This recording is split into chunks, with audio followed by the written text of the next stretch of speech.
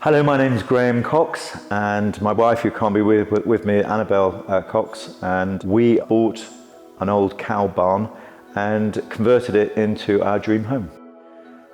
I think the most important bit of the build was getting it to be really insulated, and so we went with a ground source heat pump with, linked to that, mechanical ventilation heat recovery. So those two marry very well in terms of getting a constant temperature, very clean space to live in. The second one probably is the biodigester. It has two components. One is the anaerobic digestion with bacteria that break things down, but then it's got a second section, which is the aerobic section. And so going from one to the other, the effluent that comes out from the second process is actually then filtered through the chalk and is lovely and clean. What we've got here is basically we've got a reservoir here, we've got a compressor here. Don't ask me too many questions about how it all works, because it's a bit like a reverse of a fridge, I'm not quite sure. But this is where you get an input which has gone down these 300-meter vertical pipes and get a temperature difference, and that comes back in, and that temperature difference is the energy needed. You put one bit of energy in our case electricity energy, and you get 4 out, which is a great return on your investment. So what this does, it uses the one in to compress the gas that's in there, and that makes a huge amount of energy, which then heats the master tank here. So it's a great way of doing it. In other countries, I think it's mandated for any new builds to have a ground source heat pump.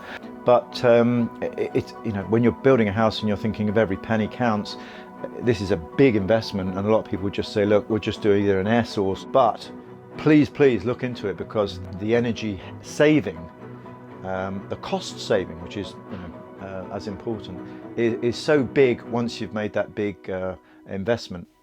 It's amazing. It looks a little bit like the Nautilus, and you think this is cutting edge technology, a ground source heat pump, but look at that. I mean, that's just old copper stuff. And that's the genius of the situation.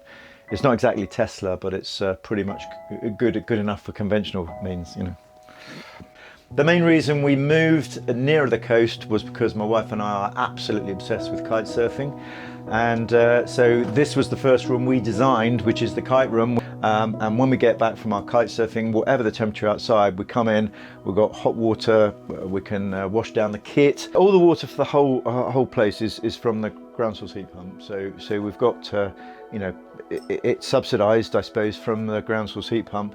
And the water going out goes into the biodigester, so it's all going into the two-stage process of breaking down all of the stuff. Yeah, I mean, I think the whole green thing is an interesting one, because a lot of the stuff that's delivered has so much plastic wrapping and everything on. You actually wonder, have they really taken into account the calculations of what they're delivering, and where's the maths, where's the detail? Under here, there's an amazing thing going on, which is all of the water that comes out of the house from every single place, from the drains and everything, the loo, all of that comes down to here and goes into the first chamber, which is your classic septic tank, which is anaerobic.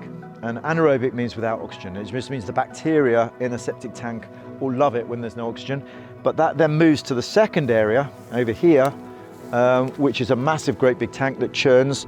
And again, there's no electricity to this, it's all done itself. And that goes to the aerobic section. And then the bacteria in the second section is very much like your stomach. You've got various different bacteria doing different jobs.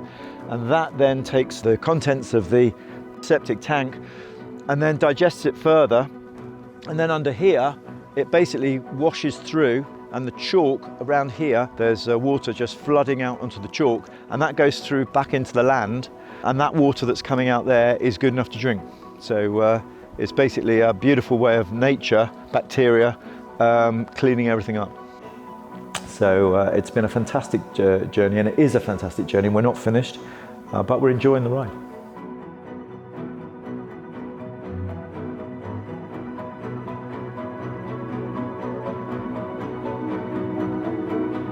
This gives us the platform to live our lives how we want, which is to be one with nature.